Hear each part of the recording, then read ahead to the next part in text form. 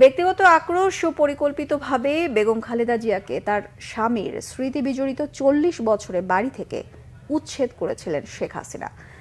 ২০১০ সালে আইন আদালতের দোহাই দিলেও পতনের আগে নিজেই স্বীকার করেছিলেন তার এই জেদ পূরণের কথা।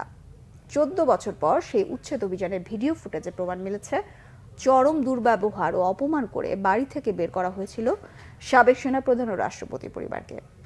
মিরাজ হোসেন গাজীর বিশেষ রিপোর্ট। তারা জবরদস্তি ধাক্কা মেরে আমাকে বাড়ি থেকে বের করেছে। কার কাছে আমি বিচার চাইব?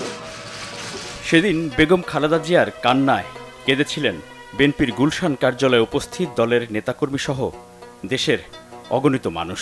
কিভাবে রাষ্ট্রীয় সন্ত্রাসের মাধ্যমে আমাকে শহীদ জিয়ার স্মৃতি বিজড়িত বাড়ি থেকে উচ্ছেদ করা হয়েছে। একজন বিরোধী দলীয় নেত্রী, সাবেক ৩ বারের প্রধানমন্ত্রী, সাবেক রাষ্ট্রপতি ও সাবেক সেনাপ্রধানের সহধর্মিণী, তার এমন কান্নার পিছনের কথা জানেন না তরুণ প্রজন্মের অনেকেই। কি সেই অজানা কথা? আমি প্রায় ৪০ বছর ধরে এই বাড়িতে বাস করে আসছি। স্মৃতিময় বাড়ির সঙ্গে জোর করে ছিন্ন করা হলো আমার এতকালের সম্পর্ক। ১৩ নভেম্বর ২০১০ স্বামী জিয়াউর রহমানের স্মৃতি বিজড়িত ৪০ বছরের বাড়ি থেকে এক প্রকার টেনে হিঁচড়ে বের করে দেওয়ার বর্ণনা ছিল হৃদয় বিদারক। আজকে যেভাবে আমাকে অপমান করা হয়েছে, ঘরের দরজা ভেঙে আমার বেডরুমের দরজা ভেঙে রীতিমাত্র ট্রেনিং হিচড়ে তারা বের করেছে। আওয়ামী লীগ সরকারের পক্ষ থেকে সেদিন বেগম জিয়ার অভিযোগ অস্বীকার করে উল্টো তার বিরুদ্ধেই নানা অপবাদ ও অভিযোগ দেয়া হয়।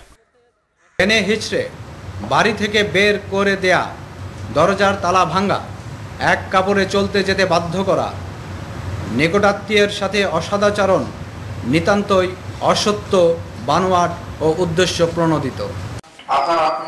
প্রায় ১৪ বছরের অপেক্ষার পর এবার জাতির সামনে সেই উচ্ছেদ অভিযানের অজানা কাহিনী।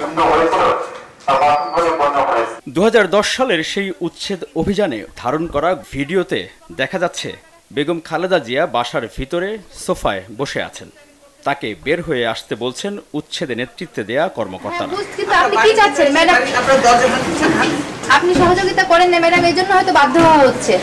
আমি সহযোগিতা সবসময় করি, আমি তো অসহযোগী, আমি করি। আপনারা দরজা ভাঙছেন। ভিডিওতে আরও দেখা যাচ্ছে বেগম জিয়া বলছেন সুপ্রিম কোর্টের আপিল শুনানি পর্যন্ত অপেক্ষা করতে। আমরা বেশি কথা বলতেছি না, আমরা জেনেই বলছি। তাহলে অ্যাপেলের বিষয়টা নিতই না। না নিয়েছে তারা, এবং তারা রাইটলি আদেশ দিয়েছে। না, তারা 29 তারিখ ডেট দিয়েছে। ডেট দিয়েছে শুনানির জন্য। শুনানির জন্য। এবং কোনো স্টে করে নাই তো, স্টে করে নাই। শুনানি পর্যন্ত তো আপনাদের অপেক্ষা করতেই হবে। মনে আছে গুলশান কার্যালয়ে বেগম খালেদা জিয়া বলেছিলেন তার সাথে চরম দুর্ব্যবহারের কথা, যে জোর করে ওনাকে উঠিয়ে নিয়ে আসেন, জোর করে দরকার হলে ওনাকে কোলে উঠিয়ে নিয়ে আসেন।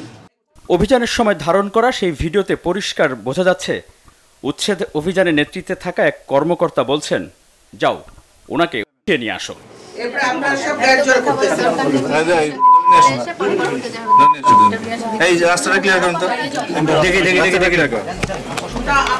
এছাড়া বেগম খালেদা জিয়ার বেডরুমের দরজা ভেঙে ভিতরে প্রবেশ করেছিল উচ্ছেদ অভিযানে অংশ নেওয়া সদস্যরা। সবচেয়ে সুন্দর ঘর বেগম খালেদা জিয়ার শোবার ঘরটি।